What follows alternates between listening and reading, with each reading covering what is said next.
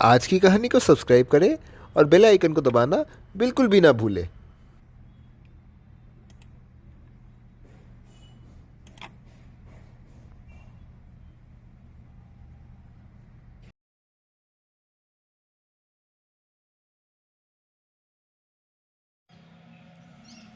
पिछले 3 यात्राओं के बाद सिंदबाद दोबारा से चौथी जल यात्रा करने को सोचता है।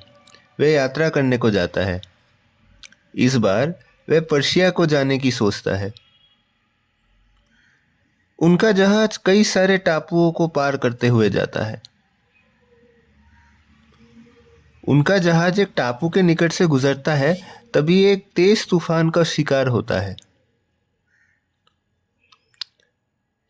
तब जहाज में से कई सारे सामान समुद्र में गिर जाते हैं। सिंदबाद और उसके सयात्री किसी प्रकार जहाज को एक द्वीप के किनारे रोकते हैं। वे वहां उस टापू पर बैठते हैं और फल आहार करते हैं। वे सभी लोग रात्रि को भोज करके विश्राम करते हैं। अगले सवेरे को वे सभी जागते हैं, तभी कई सारे आदिवासी उसके निकट आ जाते हैं। वे आदिवासी सिंदबाद और उसके कई साथियों को अपने पास ले जाता है। वे लोग उन सभी यात्रियों को कुछ खाने के लिए देता है। वे उन आदिवासियों के घर शरण लेते हैं। वे सभी भोजन करते हैं और बीमार पड़ जाते हैं। इसके साथ ही कई साथी पीड़ित होकर मर जाते हैं। सिंदबाद किसी प्रकार बीमार होने से बच जाता है। वह चिंतित हो उठता है और उनके झोपड़ी से बाहर आता है और मदद मांगने को जाता है। वह उस टापू पर स्थित कई और झोपड़ी की ओर जाता है। उनमें से एक झोपड़ी के बाहर एक बूढ़ा आदमी खड़ा हुआ था।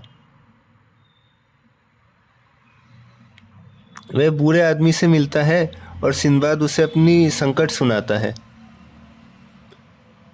वह आदमी उसे यहाँ के आदिवासियों के अत्याचार के बारे में बताता है। वह सिंदबाद को यहाँ के राजा के पास सहायता के लिए जाने को कहता है। वह बूढ़ा आदमी उसे अपने साथ एक दूसरे टापू की ओर ले जाता है। वह आदमी उसे वहाँ के राजा से मिलने को कहता है। सिंदबाद अगले ही दिन वहाँ राजा के निकट पेश होता है। वह राजा को अपनी बात बताता है और राजा उसके पूरे सफ़र को सुनकर रोमांचक महसूस करता है। राजा उसके सामने एक शर्त रखता है।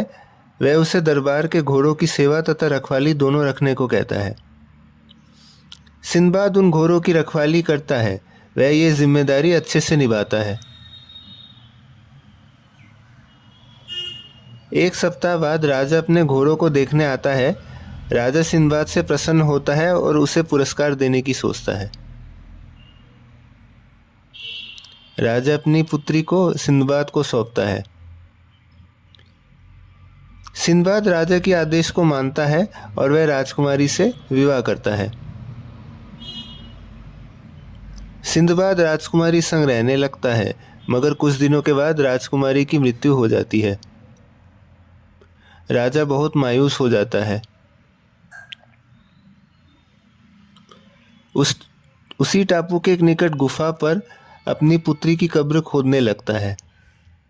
सिंदबाद वहां मौजूद होता है और राजा अपनी पुत्री के लिए सिंदबाद को उसी कब्र के साथ गड्ढे में फेंक देता है। सिंदबाद वहां उस गड्ढे में गिर जाता है। वह अपने निवास स्थान बगदाद को याद करने लगता है। वह मायूस होता है और गड्ढे की गहराई तक जाने लगता है। थोड़ी दूर आगे उसे खरगोश नजर आता है। खरगोश उसे देखता है और उसके यहाँ आने के बारे में पूछता है। सिंदबाद उसे अपनी असहायता बताता है। खरगोश उसे बाहर को ले चलता है। वह टापू का दूसरा समुद्री तट था, जहां पर एक जहाज था जो बगदाद के लिए रवाना हो रहा था। सिंदबाद उस जहाज पर सवार होता है और अपने स्थान की ओर अग्रसर होता है।